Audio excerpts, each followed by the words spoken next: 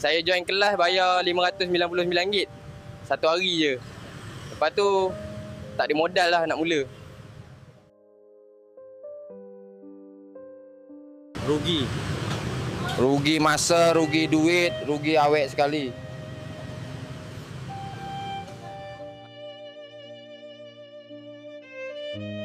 Start kecil.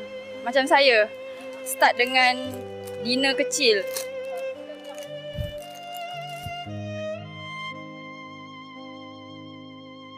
Masuk grup VIP 200 bulan, admin kata buy. Saya beli, market jatuh, admin hilang. Hijau bro, atas kertas je. Dalam real life, gardenia tiap-tiap hari.